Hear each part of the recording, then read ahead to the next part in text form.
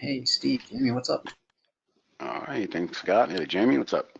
What's going on there, fellas? Happy Thursday.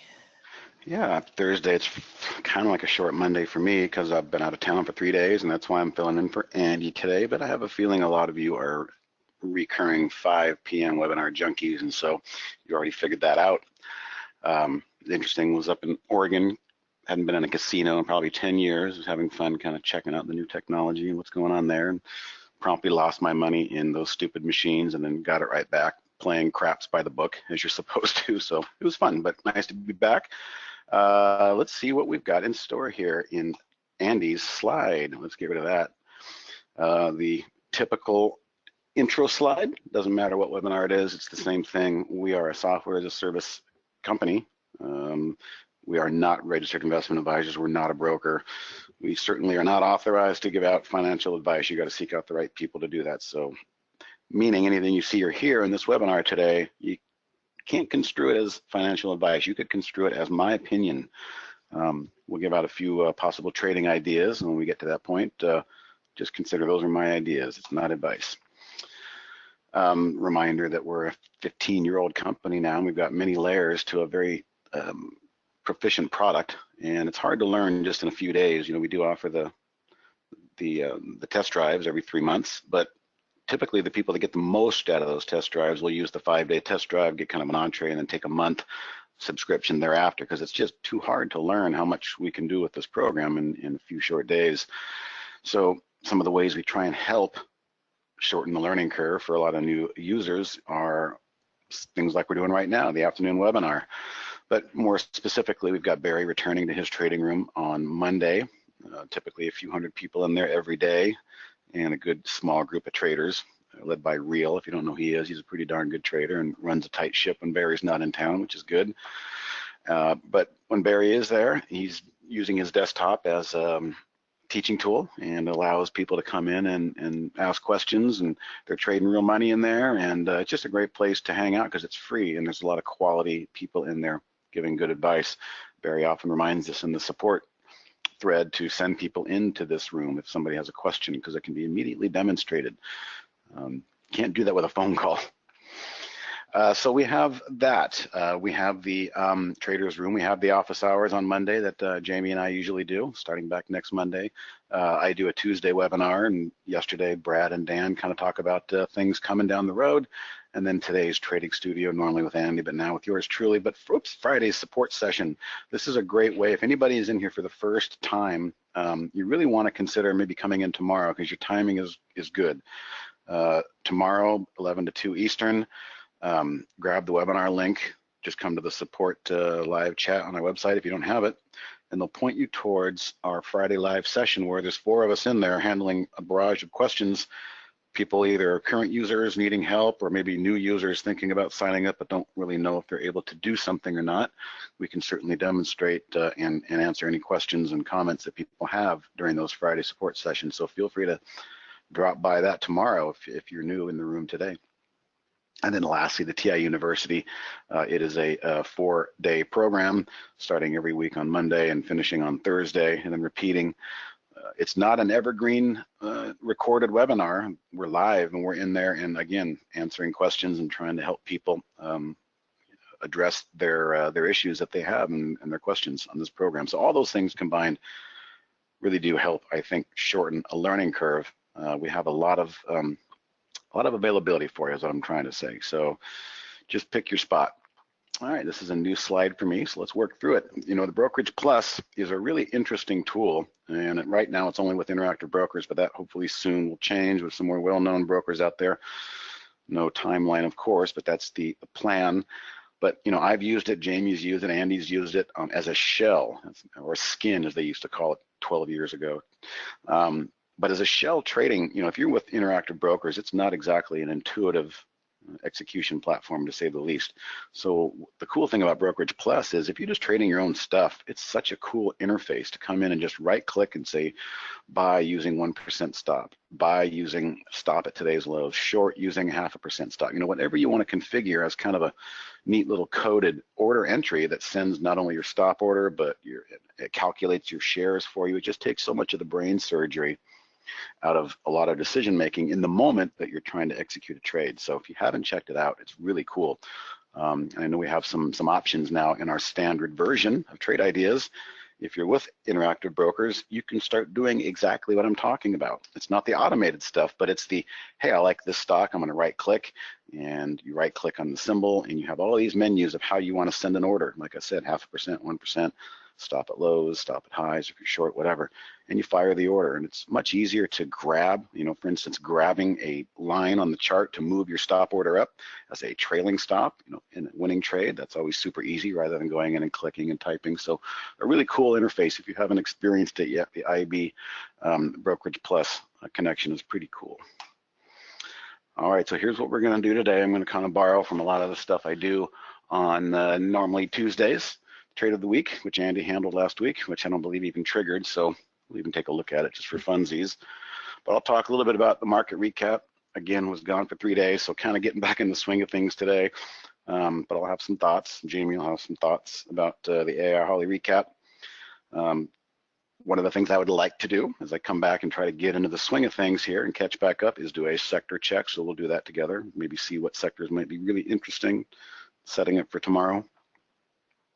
And then I've got some ideas, some symbols. We'll set some alerts on our Trade Ideas price alert tool. A lot of them come from the A table concept, which is a scan that we have, and it's in our new ebook. So I figure if there are some new people here that haven't heard much about it, we'll maybe touch on that and grab a few trades from that scan as well. And then if we have some time towards the end, we may have 5 minutes or so, we can do a chart request. We can take a look, and Jamie and I both take a look at something you guys want to see, and that always helps to know if you're long or short or just thinking about getting in or getting out. So that's what we've got ready to go for us today. So we'll go back to the old desktop here, and let's start off with the market recap. So something kind of interesting first off the bat is I've kind of joked, and JC Peretz jokes about it too. He says triple tops are rare and quadruple tops are non-existent. So what we're kind of dealing with here is, are we in triple top territory? A very, as I said, as JC says, a very unusual thing for sure. Let's just kind of put a couple lines in there because it looks more like a range than an actual set level. So that little margin right in there, that's where the buyers are having the toughest time for sure. And so as we zoom in here, before we zoom in, we can see the range. Our new range is basically still intact, using this middle line here as resistance, support, pivot, 101, and then the baseline down here, drop dead red zone. We don't want to be below there. So these orange lines kind of tell the story, I think, of the pivot levels that we're in. So let's kind of zoom in a little bit. Very interesting day, this red candle day that in hindsight didn't go anywhere. And I was kind of surprised by that, quite honestly. Again, coming back, I missed this day, and this day. But nonetheless, this day with a big bottoming tail, breaking out, closing at all-time highs, was pretty significant on the day, but not does one day make a complete market. The very next day, we've had a lot of selling coming right back. So what are we looking at here? It's too early to call it a rare triple top. It's too early to call it a pullback. One of the things that's a bit noticeable and not concerning to me, but we've got these 3 days here all under this moving average. I would love to see the opposite. I would have loved to see these days bouncing on the moving average, maybe a little wick down there, but we don't have that.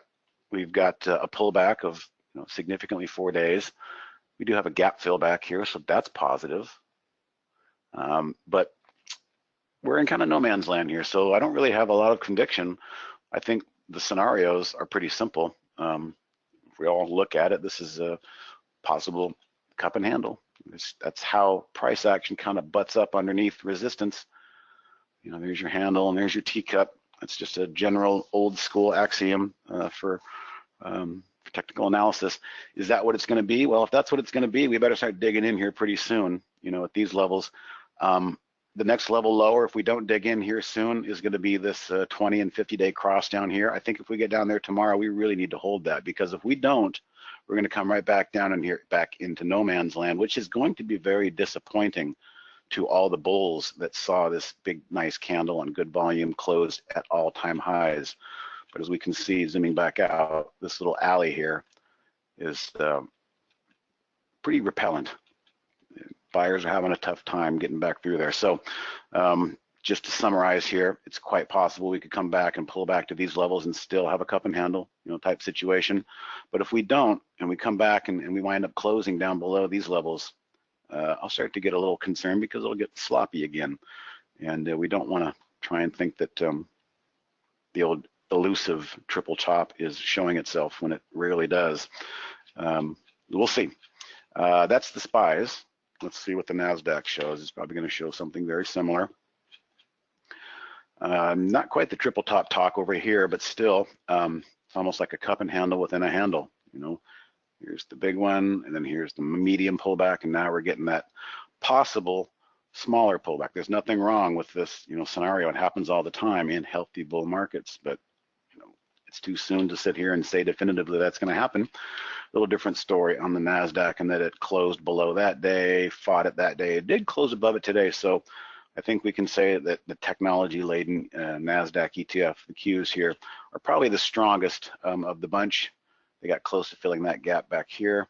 So we'll watch the NASDAQ maybe for possible leadership. And then IWM has always been sucking, but interesting, had a decent day today. So maybe some bottom fishers were in here in the market today. Not exactly excited about the narrow range that we had in the bigger picture. Started putting money to work in small cap stocks. That's probably what this is showing us here a little bit, kind of an anomaly for the most part. Where money disappears from one sector, it might squeeze into another sector. When you squeeze a balloon, it shrinks in one area and pops over in the other.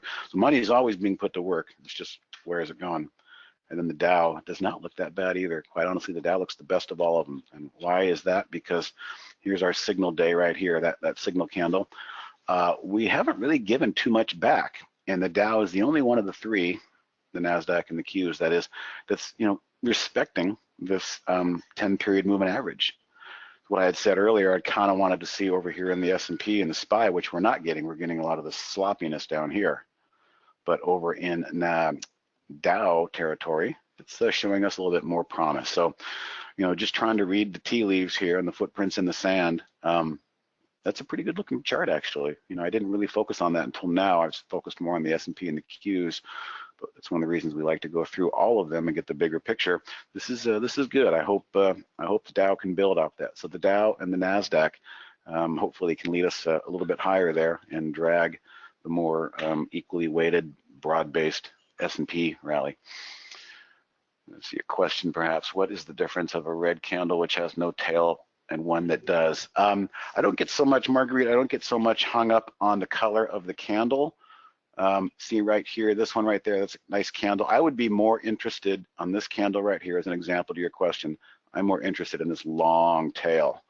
That to me is more supportive. And then in hindsight, it didn't give much back. Oops.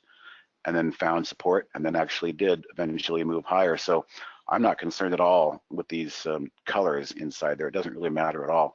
What's more interesting to me is the length of the candle and the fact that it recovered at the end of the day and put in a long tail down here. That's very supportive. It's probably the best example I can give you on that one. All right, so that's kind of it for that particular section, unless Jamie wants to add anything that he saw. Oh no, you're the main doctor there, and I concur, doctor. Yeah, Mike C's throwing some some sectors in there, financials and tech. We'll definitely get to that when we break down this sector scan that I like to do, and we can usually identify a couple of really interesting ones that are setting up. And I always also find a lot of sloppy ones that don't look good either. But it's always nice to have in the back of your head, going into the next day. Oh yeah, that's right. We saw that last night. That was a good looking, strong looking sector, semis as an example. Perhaps tomorrow you start to see something that looks really good and it just so happens to be a semiconductor. You've got that in the back of your head. That kind of helps the decision-making process more subliminal and easier. All right, so that's it for me here on that portion. Jamie, do you have anything you want to talk about with the AI? Sure, we've got some nice risk on, risk off examples, or the spread between risk off and risk on, and how maybe to capture some of that. And then again, I'm going to go over the full risk column just to make sure everybody knows what it is, how it's different than risk on. So Good we'll point. grab Yes, being that's a new feature. the thing here. Just let me know when you can see. Yep. Okay, welcome to my desktop, ladies and gents.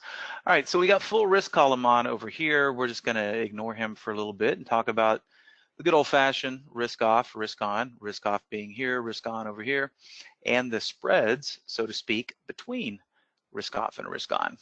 So just to rehash here, Holly in risk off mode is simply obeying her rule set, just as you, I, any sane trader would do. Hey, this is my stop loss. I'm going to stick to it. If there's a profit target in place, same deal. And then the time holds. And then, of course, as always, she has a couple of audibles that she can call with reduced risk and profit save. Pardon me there, ladies and gents. I've got allergies and they're really flaring up. So if you hear me pause for a moment or put myself on mute, it's just to save you from hearing me cough over here. Okay, moving right along.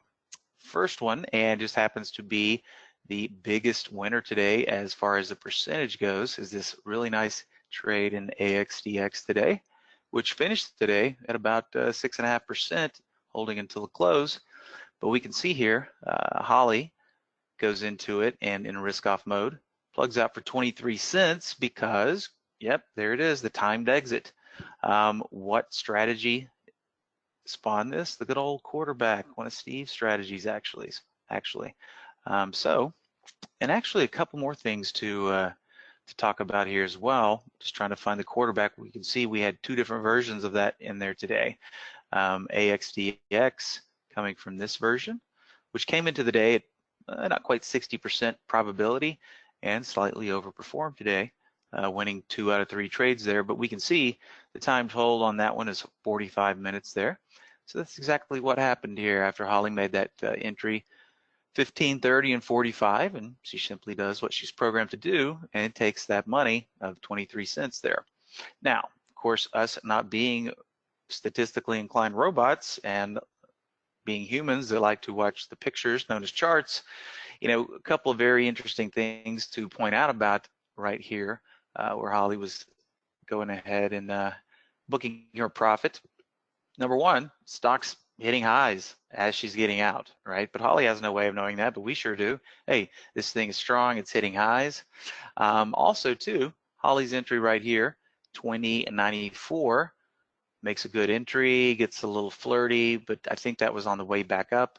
In any case, whether it was on the way up or on the way down, not getting down to that stop loss, which is critical. A nice close on this candle, well below the low of that one, and then on upwards to highs. And of course, what do we have up here, ladies and gents? Drawing that line right across there. While she's in the trade, we get a nice little crisp range break here. And these two candles right here kind of tickled the high right there. Don't know if it got through, but certainly does in this one, which ironically is when Holly was exiting.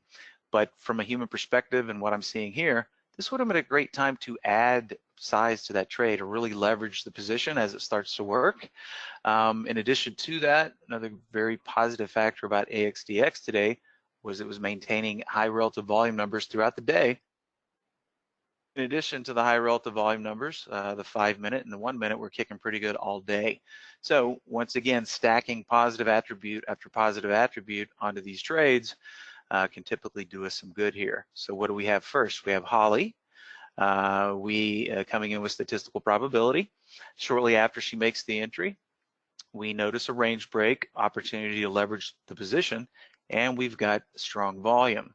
And last but not least, check out the 10 period, just nice and tight, guiding hand, staying well above it most of the day. Comes over here, tests it a little bit, gets a little bit bleedy, but just like the wick that Steve was pointing out going over the market recap, that's a good sign when we see the sellers take control for a brief period, but they can't. Closes back up here, back above the 10 period, and then a little bit more juice left into the close. But all in all, just some really good attributes between or about AXDX here. All right, saw a couple of questions pop in. Looks like Steve's knocked them out. Push on to the next one here. We'll just leave the single stock window up here. Not anything in the NSIG here, but definitely about 39 cents in the MTOR here. So interesting, kind of a interesting contraplay here. Holly calls the signal here after we've had this little push down to the 10 period MA, which just happens to be butting up against this area here from yesterday. We can see that mTOR for the whole day yesterday was hugging that 10 period and seems to have done it again today. Once again, another one of those wicks, but when we see these gyrations, which, don't get me wrong, these are never fun to handle, but saw quite a few of these in my own trading today as well, where, hey, we're in the money nicely, and then we're flat, okay? On these wick type pullbacks, seem to be pretty prevalent in the market today, not just in mTOR, but a lot of things were doing this as the market figured out what it wanted to do. But once again, with the exception of this candle here, man, that 10 period's doing its job once again. We could have maybe, if we felt confident, we'd weathered this and, weathered this, come back up here. Let me say this. With Holly exiting here, it would have been very tempting to use a break-even stop on this one, in which case that second lot we would have gotten rolled out of that second lot. But that happens a lot here in the markets. We get wicked out by a penny, but hey, if we never take the risk on that second lot, if we would have kept half with Holly, plugged out for the 14 cents and kept that other lot, and gone, I think that break-even stop's going to keep me in today. It would have got us today. And then, ironically, right back up and through the roof there. Now, let's say that would have happened, right? You kept half, you got stopped out here. Hey, once it creeps back up here, starts pecking around at this daily high, well, we did get another lift here. So, once again, sometimes we follow exactly with Holly. Sometimes we notice when Holly is down in a position and make a better entry than Holly. Did that yesterday a couple times in some Holly trades. But it's the same thing with here. Not only might it go our direction immediately and following Holly, we might do well, but then later on in the day, we might notice things like this where we can get in with relatively low risk as it ebbs and flows around this daily high and then gets a lift later on in the day, kicking on up to some nice closing areas up here. So not a bad opportunity in mTOR there. Clovis, let's check it out. Have you seen that commercial, Motor, Geico? I was trying to figure out where I've seen that before. That was in the back of my mind. The name is Motor. Right. Now, that's not the caveman dude, is it? No, it's the guy who's half man, half motorcycle. Okay, yeah. Sorry, I had to jump in. Yeah, Geico's always push the envelope as far as advertising goes. All right, Clovis. So this one looking a little bit more, no immediate gratification here. Well, I can't say that at first, yeah, but then a pullback to break even and then almost a stop out. What do we come within 4 cents of a stop out? Close but no cigar. Trade remains intact. Getting a little bleedy through that 10 period there, but hindsight's always 20/20, especially on this one. We see Holly getting out. First and foremost, I would have been like, let's see if it can hold see if the 10 period can prop it up. And then what do we have? We got these closes down here. So this one, flip a coin, right?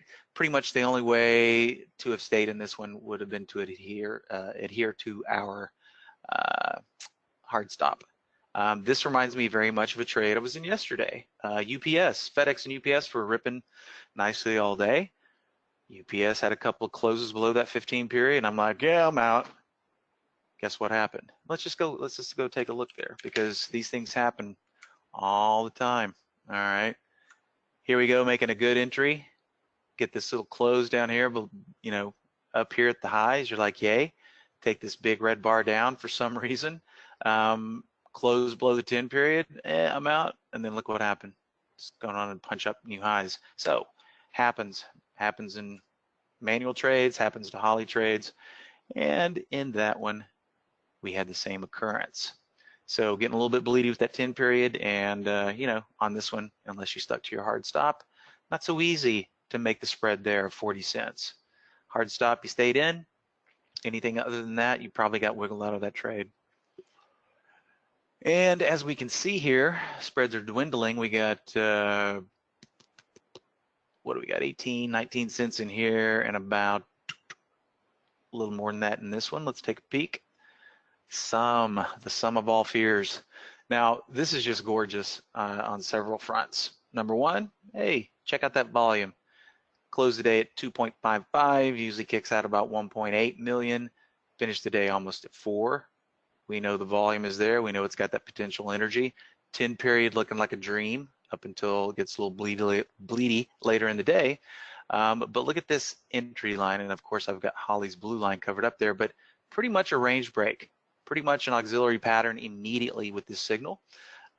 Some was, once again, quarterback pumping this one out. So we popped those highs, took a pull back. What do we have right here? We got a nice little consolidation area, hugging that 10 period, and boom. I mean, I love these patterns. So we got Holly with statistical probability. We got volume behind it. We got the 10 period doing its job, and we got a range break here. So, man, about as quality as you can get in my book. And then we pretty much get that immediate gratification in this trade on some. Timed exit, once again, she makes it through the duration, 45-minute hold time, not including that entry bar there, so 15, 30, 45. This one, textbook, could have stayed in half, could have stayed in all of it. If we punched out a half with Holly, we could have easily used that break-even stop to stay in the remainder. So, you know, a lot of the times Holly will break out after we're in. That's a great place to leverage that position. And sometimes when you see what do we have? Auxiliary pattern, we had Holly, we had volume, we had the 10 period. That's like a 4 gold star trade there. So, you know, when you see these types of things line up, it might even click in the back of your mind, you know what? I'm probably going to do 50% more size than I do typically on my regular trades. You know, when you get 4 of these to line up like this, from my experience, it's typically a pretty good bet. Of course, they don't all work, but the percentage is pretty high on the ones that do. Other than that, that's about it for risk on, risk off today. I do want to take the opportunity to point out full risk. Those of you who've been around for a while know that we've kind of changed this up as the years have progressed. Risk on used to just move around like full risk does, but in order to make things a little bit more realistic, we eventually changed risk on to where when it gets stopped out, if the position goes back in our favor, we still don't get a move. Once a stop out occurs, that's it, over and done. All right. So risk off, playing by the rules to the T with those 5 exit parameters that Holly has access to. Risk on, just showing us what would happen if we stayed in the trade, but if the stop out occurs, the trade is frozen at the stop out. And now full risk does basically the same thing as risk on, but instead of freezing the stops, if the trade goes back in our favor, then that calculation is thrown in on top. So for example, a good look at the difference here would be this DHI trade. Hey, we buy it, we get stopped out. So we can see both in risk off and risk on mode. That trade is now frozen at 33 cents, but this will reflect any future movement. So it came down here, you know, significantly below the stop, made a recovery, pushed back through the stop, and so this one will continue to report the net change, right? And so now we've got kind of all 3 bases covered. So it's really a matter of personal preference. It is interesting to see that the 2 modules over here, Holly Neo and Holly 2.0, which will soon become one, and I don't know if anybody's noticed that, but that's the way I'm viewing it right now, and this will soon be available to all of you users by selecting down here at the segments. You can segregate, or you can just say, nope, want to see them all. Same thing goes with the new strategy panel. You can segregate, or best, most efficient way to do it is just view them all, so you only have one strategy panel, one trade blotter. Makes life a little bit easier. But we can see here, wow, you know, look at the results that these guys posted today. I don't know why my thing's kind of cut off there, but anyway, 5.93 on 7 trades there, and $3.01 on 13 trades there, both finishing in full risk. And you might be saying to yourself, well, why would anybody want to use bull risk? Well, keeping in mind that this is a statistical system, it really is the purest way to play. And of course, that only applies if you're one of the users out there taking all Holly trades and going with the assumption that, yeah, I'm not going to use any stop losses. Now, I will sort my blotter and make sure nothing gets wacky. You know, you're like have a maximum downside in your head as a bail mechanism in case something goes really wrong. But in a case like today, we didn't have any of those anomalies, and you might go weeks and months without having any anomalous stuff. But the bottom line to combating that fear is going, okay, well, worst case scenario, if anything gets really out of whack, pick your percentage point and go, I'm going to trim it. Otherwise, if nothing's going crazy, you just let everything ebb and flow to try to get the most out of the statistical probability. Whereas sometimes if you get stopped out and it moves back in your favor, theoretically, you're quartering yourself there a little bit. So that's about all the Holly commentary I got for today, Steve. Anything you'd like to add there? Well, yeah, good stuff. Referencing Christopher's question, do you have a new S window going on down there? You've got bid and offer, and he keenly pointed that out. Good eye, good eye. Yeah, I've got bid offer. I've also got bid size and ask size. Well, those are what we call custom filters. So let's see here. How long have you had those? For quite a while. I kind of kicked them to the back burner for a while because we all know that a lot of that is just noise. But it's a really good snapshot. And keep in mind, it's not going to update in real time like a real level 2. But when you first click on a stock, it's good to see, okay, is the spread wacky? Yeah, because a lot of the times, you know, if you're not paying attention, you can see that, you know, just make sure the spreads aren't too wacky. I just like it. It's kind of nice window dressing here. Right. And, well, you know, I'm sorry to cut you off. I was just going to say, all right, Christopher, Mike, anybody who wants that, was it Jamie Hodge? How do they get that custom if they really wanted it? Well, here's the most efficient way. Just email info@trade-ideas.com. Say, I'd like Jamie's custom formulas for bid, ask, offer size, all that good stuff. I'd be happy to pop them into your account for you. And then you can just add them, as you typically do, any filter to your single stock there. All right, very cool. Well, I will take it back, and there are 2 questions that I'm going to backtrack on that I can demonstrate. Okay.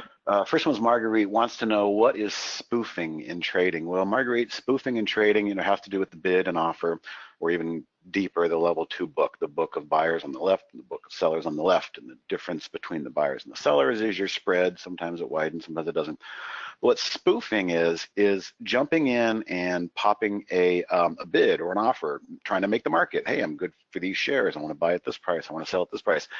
And then canceling really quickly. And in today's world, the way spoofing works is, without getting too technical, you know, if you think you have a fast connection to the market, you don't.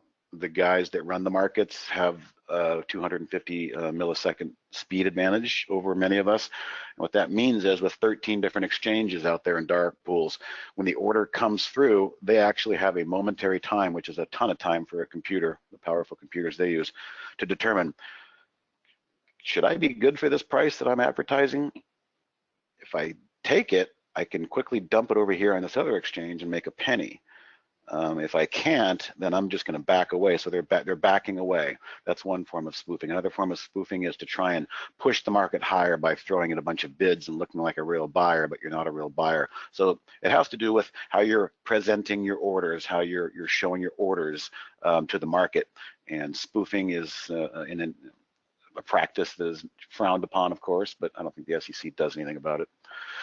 Okay, next question was from Tom, quickly. Where do you show the high relative volume? I think is what he meant to say. Where do you show the high relative volume in AD? Okay, so AXDX, bring up that stock right there. And then we're gonna go back to what we were just talking about, the single stock window.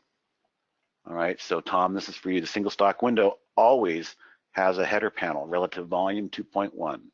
Good to know. And then of course you could come in here and you could right click and configure, and then go to ADX, and then highlight ADX, and then show column. So the single stock window is just basically built on adding whatever filters you want, so that when you click on a stock, you can quickly see all of the data points. And what Christopher noticed earlier there was You know, he had a bid and ask on Jamie's, which is a bit custom and tricky, so that's what they were catching on. Is there a way to create an alert for price crossing the 8 SMA up or down?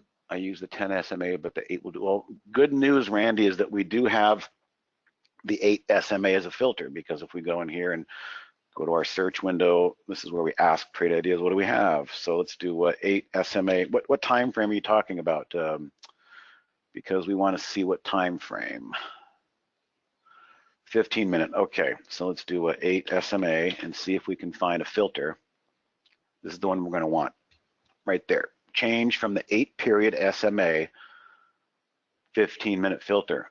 What you would do is you would add this filter, and you would say the price has to be, let's just do a real simple bracket here. We'll do 0 as our minimum and no more than 0.05 above the 8 SMA. So that's our filter, but you're going to need to know when to see that. So you would take that filter and you would use it in conjunction with new high. So, or you could do new 5-minute high or new 15-minute high. Let's say new 15-minute high. Let's try that again. We'll just do high and then find it. There they are. So you could do one of these, new 5, 10, 15-minute high, and the event is telling you it made a new high, but it's not going to show you a new high unless it satisfies the filter the way we've created here. All right, now this is the easy workaround to do this, Randy. The people that try to use the, I'll go back to if I type in 8 SMA here. The people that try and get people that get focused on these are events. So it would pop up like a new high, but the problem is these crossing events, they wait for candles to close. Trust me, if you use a new high event and use the filter, as I've done here, 8 SMA 15 with a 0 and a 0.05 maximum, it's only going to show you new highs when it's crossed above and in this envelope. So hopefully that makes sense, Randy. I think that's probably the best way to do something like that. So you're in luck that if you want to see a stock making, crossing above, we'll just call it a new 15-minute high or a new 5-minute high. It doesn't matter what you'd want to use. Using a new daily high might not work because it could go back and forth within that filter. There was one more question. Looks like Jamie got it. Yeah, great question, Randy. I would love to add the SMA. I might have a little bit more clout around here in some of the users, but I've been clamoring for a 10 SMA filter for a while. It's just a matter of priorities around here. All right, so real quick, I'll finish up here. The trade of the week, Andy on Tuesday talked how DEC did not trigger, and kind of interesting action here. It in my book, it failed pretty much right here on this day because it closed below the 10-period moving average. Held here for the most part, it held there, but here's a fail day right there. So I'm kind of surprised to see, and then look at this wick above and below, back 2 days closed below that 10-period moving average. But lo and behold, today found its sea legs, its second wind, and closed back above that 10-day moving average. So tomorrow's Friday. It's the last day of the week. As you can see here, I am still interested in this blue line. The line shows us where our trigger would be for the trade of the week using our price alerts, and so I'm going to be paying close attention to this tomorrow if it goes. It might have shaken a few people out here, but it's gaining its second wind. So we'll see if that triggers. If not, we'll have a new trade of the week for us next week. Looks very similar to the UPS trade on the intraday that showed everybody. Oh yeah. If you go back to yesterday, where had that 10-period close, just had a little dip in that close, and they're like, "Yeah, I'm out," and then whammy. Gotcha. All right, so let's do this. Let's go look at some sectors. Typically, when we go through here, go through kind of quickly and just see things I like or don't like. Let's pull this back a little bit. Start with natural gas, which we never like to trade natural gas. So we're going to stay away from that. And if anything sticks out, I'll just write it down for tomorrow. This is China. China's looking not bad, actually. I'm going to keep an eye on this tomorrow. You can see it's fighting through some major moving averages here. It took out that high. No, it did not take out that high. So tomorrow, I'm going to keep an eye on these K-Web, which is basically China stocks. If you're familiar with China stocks, they're probably going to be following this ETF, and been hearing some more positive possible news, and maybe it's reflecting that. Who knows? But that looks okay, but not great. Let's just see what else we can. The IWM we noticed today, obviously, definitely IWM, definitely some interest today in the small caps. Looks nothing like the rest of the market. Money was put to work there. Let's back up the XLF because it shuffled on me. So somebody was mentioning a little earlier about the XLF. You know, they're basically just kind of wound up tightly here in, you know, kind of a wedge for the most part. Something worth keeping an eye on. Definitely a little green bar today, but not really grabbing my attention. Let's open this up a little bit more. Home builders, XHB, could be making an assault back on highs, but nothing really to write home about there. This is kind of a mess. The regional banks, the national banks, so not seeing a whole lot here. It's just in kind of messy land. Maybe there's something else that looks good. The semis. The semis did break out a little bit here. They're making higher highs and higher lows. These are higher lows and semis for the intermediate trend. Barely a higher high there. Could be some follow through tomorrow, but a lot of it might have been expended today, perhaps. Oh, the biotech. Actually, biotech might not be that bad. It looks like it's trying to pull itself up and out. I'd keep an eye on biotech tomorrow. IBB doesn't look that bad. I don't like to chase a lot of green candles, and what we had was a nice 3 or 4 day candle pullback, and then putting in a higher low perhaps. So above those levels today, if you see any biotech stocks tomorrow, if the IBB confirms that, it might be good information. Whoops. Here's the broker dealers. It looks kind of sloppy. Software. Software looks kind of like that biotech. You know, maybe keep an eye on them tomorrow only because they had got ahead of themselves and 1, 2, 3, 4, 5 dumped out probably a bunch of people back here and now trying to reverse. Software looks kind of interesting. XSW. And retail. Not looking that great, quite honestly. Ooh, the REITs got pretty smacked down.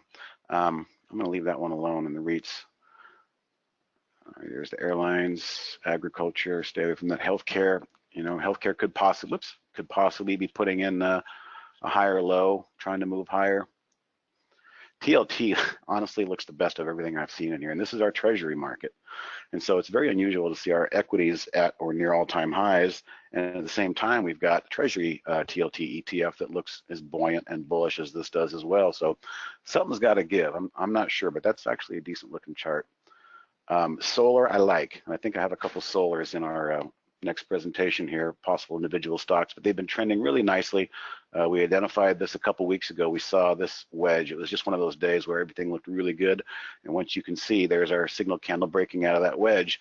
You know, if you're patient and you're a swing trader, it starts to trend in your direction, higher highs and higher lows. So I like TAN. I'm going to keep an eye on TAN tomorrow, the ETF for solars. And we're getting near the bottom of the barrel here. We did those SPY, Q, Steel. Technology is basically mirroring the Qs. Nothing to see there. There's our Dow that looks pretty decent. Oil, I'd stay away from that. Honestly, oil looks like it's just running right into this net here, just catching what used to be prior support back here, the 200-day moving average, 2 days in a row, gapped up and can't get through this mess. So that's interesting. Gold has been on a tear lately, which is again kind of curious, with gold miners being typically a defensive play versus more aggressive stuff. So here's our stock market near all-time highs, and yet the gold miner for the last 3 weeks have been looking really interesting. There's a lot of smart people out there that are starting to pay attention to that as well. Energy doesn't look that bad, but I think the big takeaway here, the 3 that I like, or the 4 that I like, you know, are the China stocks tomorrow. Let's keep an eye on that for a possible follow-through. Possible, again, pullback, higher lows are kind of the theme of all of these here. So there's the biotechs, nice pullback, could dig in. Software index, same kind of situation, nice pullback, digging in, possible higher high, higher low, and then lastly, solars are really looking strong, you know, in the bigger picture, breaking out from a very long-term base. You know, we could even go back and look at our time frame here real quickly and go weekly, and notice that we are significantly moving out of this level that we were trapped in for a while. Let's go back to time frame. So that's that for possible backdrop sectors tomorrow in the back of your head. All right, so lastly, this is something I usually do in the 2 o'clock webinars. It looks like we won't have enough time for chart requests, but I do have about 1, 2, 3, 4, 5, 6, 7, 8, 9 price alerts that we can mark up here, and then I will drop the price alert link, cloud link, into whoever wants to accept it and add it to their price alerts. And if it triggers at the same time for all of us. But keep in mind, this isn't necessarily day trading type of triggers. This is more of a swing trading mentality. If you can get a nice move over 2 or 3 days, that's the best thing we're hoping for. So let's start with one of Andy's scans that he calls Let's Go Fishing, which are stocks that are beaten up but are starting to come back. And Cena was showing something interesting to me. Looks like a pretty good base, higher highs, higher lows, very significant level right there. We're going to mark this up. And again, if it does break through maybe a day and a half, the stock's still in a downtrend, but we're trying to just kind of time the jump rope here. This isn't necessarily something probably that is going to be a long-term one, but isn't Cena a China stock? Yeah, Republic of China. So there we go. That's why I talk about the sectors. All of a sudden, we've got a stock that might be interesting in a sector that also looked like it could be doing something. So we'll take the high of this candle here, 44.03, and we'll go to 04, a penny above that, and we'll set this. And I'll put a note, maybe a day or 2 at most. All right, moving on. The next one is from STMP. It's from one of my scans. That same kind of a thing, trend reversal with a lot of shorts possibly in there. Big picture is this thing is not in a nice uptrend, but it might be time for a possible quick move up to the 50-day moving average, and that's what I'm going to call out. I'm going to use this high back here. That's 35. That's 20. So yeah, we use 36 as our trigger. And again, I'll remind in the notes, it's very important. Maybe a quick move to the 50 SMA declining, and that's it. That would be your target up here. Okay, now we're going to move. No, one more is from Andy's other scan. He's got the bull flag scan. I kind of like the way this one is looking.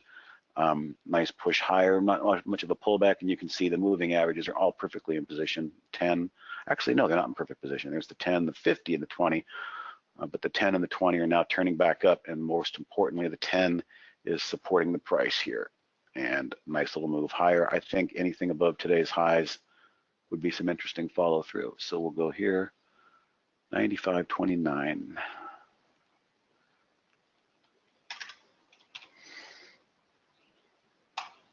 All right, no notes for that one. Now we're going to move on to the A table, the one that I've gotten, I like to use now recently for strong market type of trending stocks. And most importantly, it was the chapter in our new ebook, which Scott talks about a lot at the end of the webinars. And so this is the scan here. It's essentially looking for stocks that are moving higher. This is not one of them that we're going to look at, but these are all stocks in nice uptrends that have extremely strong what we call score ratings. The score ratings on these are all going to be in the 90s. There we go. 89 is my minimum, actually. There's our score column. But we also have short float when this is what this scan is actually sorted by. So the darker green stuff has the highest short float. So here in FNKO, I don't really trust that chart, but you can see it popped up and pulled back 3 or 4 days, found that moving average or close to it, and pushing again higher. That's not exactly the setup we want, but what's happening there, I bet you, is a lot of shorts are panicking and getting out. So we try to find that that scenario and use that for our advantage. So the next few, 1, 2, 3, 4, 5, 6, are going to come from this scan. All right, so we're going to start. I think the first one was AJRD. I like the sideways action here. I like that bottoming tail. It reached down and couldn't even quite touch the 10 period and moving back up.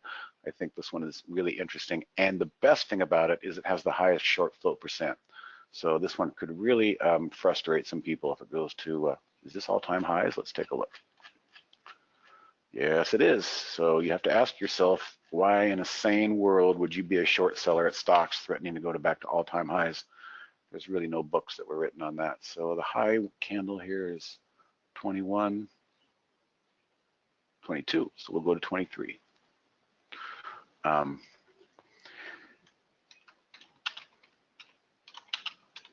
I'm going to put a reminder in there. It's got a high short float that could propel extra fuel moving out of this range here, moving out of this sideways range, and it's being repelled by the moving average momentum line of the 10 period. So the next one is going to be, I believe it was this one. Yeah. Again, you have to ask yourself, why would you be short? 24% people are short this thing. It's got a 95 score rating, and the price action is giving us exactly what we want to see. Nice pullback, nice bounce, a shallow pullback. So you got a possible cup and handle here, and that shallow pullback is perfectly timed with these 10 period moving average tests that are passing the test, we would say. So where we go here is kind of an interesting call. You know, we could go through for some follow through from today, or maybe we just wait for all-time highs. Let's just go to all-time highs and use that, 2085.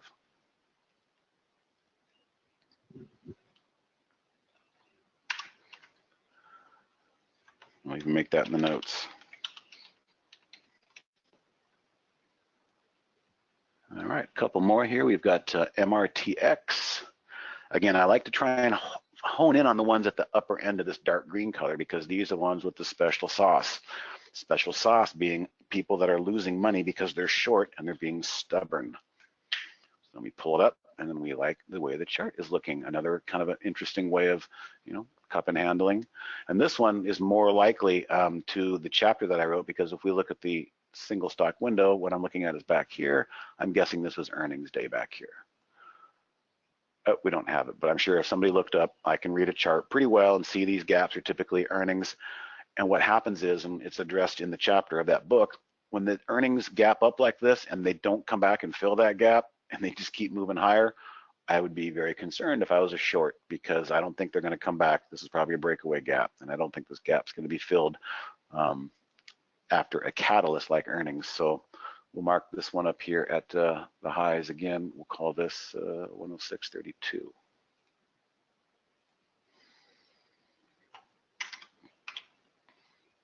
Again, all-time highs. All right, getting a little deeper down here, AR, what was the next one I liked? ARWR, another beautiful, I bet this is earnings back here. Our data is now blank in the earnings date because we're too far away from it, but more than likely it says negative 30 days. You know, the earnings were certainly back here. So again, an earnings gap, an attempt to fill the earnings gap, big volume, denied, declined, big reversal wick, and the price hasn't looked back since. The moving average becomes the guiding hand. Here's a little bit of a fickleness, but it does go to show you that it can recover sometimes if it need be. But now we have this nice tight range, and today we broke out of it. So we're looking for just pure old follow through on this one. It's only a $28 stock, so that's not bad, $28.85. I'm gonna back out real quick just to see the time frame on this. Again, people have to ask themselves, why would they be short stocks that look like this if it is in fact an all-time high? And it is. It's had its moments in the past too, for sure. So the short sellers are definitely hurting in this one, and that their pain can become our opportunity. All right, so that one's set. A couple more, and then we'll bring Scott in. Two more. RUN, right there. Again, I'm trying to stay at the top here of this level. Earnings date is not in there, but this was a significant date. This to me looks like earnings. Gap attempted to be filled. Actually, the gap was filled. So this one has kind of a nasty tendency to it. The last few days have been rather volatile. I'll put that in the notes. But nonetheless, it touched the, I call these algorithms that make markets, they can be OCD sometimes. They just need to finish their quest before they can reverse. And it did touch the 10-day moving average today. So it could finish that quest and move higher. On this one, I see much more of a wedge, so we can't wait for new highs. We just got to kind of eyeball that triangle and see if we can break out. So I'm going to use the high from yesterday. If we can take out yesterday's high at 85, that would be interesting to me. And I'm going to remind everybody in the notes, chart looks volatile. Use caution in share size. You might have to downsize a little bit when you see these spiky, nasty candles like that. And run, Looks like an all-time high to me. Got to ask yourself, why are you short this thing when it looks as good as it does? And lastly, we're going to call this one IPHI. You know, it's got a little work to do back here, but maybe we can catch the beginning of the momentum. I'm going to use, again, it's kind of broke out of a wedge to me, is what I'm seeing. And of course, being supported by that is very good, but kind of seeing this right here. So let's use, what's the high there? 40, and the high today is 38. We'll use 41. And again, that's how I would like to use a wedge break, is go back a couple days and use that high, try and get an earlier entry. And that's it. So what I'll do now before we bring Scott in is I will mark up these price alerts and share them in cloud form. So they will trigger together with all of us. The trade of the week is still in there on the top in deck. I've deleted these in the past. That's always a nightmare. So share, copy all. I'm going into the chat window, guys, and I'm just going to say price alerts, swing trading, or day trading if you just want to catch a small move and be happy with it. And did I get that in there? There we go. All right, so the chat window is now active with that link that we just spent 10 minutes on setting up and talking about. And that's it. So unless you got anything else you want to talk about, Jamie, we'll bring Scott in. All good over here. Well done. I'm going to post up those alerts myself. Okay. Hello, Scott. Hey, yeah, thank you. So a couple items on the way out. Steve mentioned the ebooks earlier, and you can get the new ones. There's 2 chapters in each by going to trade-ideas.com/setup and putting in your email address, and you'll get the download links for all of them. Enjoy. Both Steve and Jamie contributed chapters. There's some info on range breaks and pullbacks, active investing with AI, and swing trading. Take advantage of it. Good stuff. There's a podcast. We might have a new episode out for you tomorrow. Just search for Trade Ideas Podcast wherever you listen to your podcasts and hit subscribe, and then you'll be ready to get the next episode when it comes out. There's a promo code that's good for until this time next week, because next week's July. So summertime, all caps, saves 15% off your first month or year of Trade Ideas. And you can also use this to upgrade from standard to premium if you decide you want to do that. Just log in off the main page and hit the change my subscription selection from your account management area and use the code. You can follow Jamie on Twitter at QuantBot. Steve Gomez is at TodayTrader. Facebook.com/TradeIdeasPro is the Facebook page to like and follow. And you can email all your questions to info@trade-ideas.com. That goes into our help desk software for the best response. We'll have the recording up later on tonight or tomorrow morning. Thanks, everyone. Thanks, Steve. Thanks, Jamie. All right, see you Tuesday. Later. Adios. See you later. Bye-bye.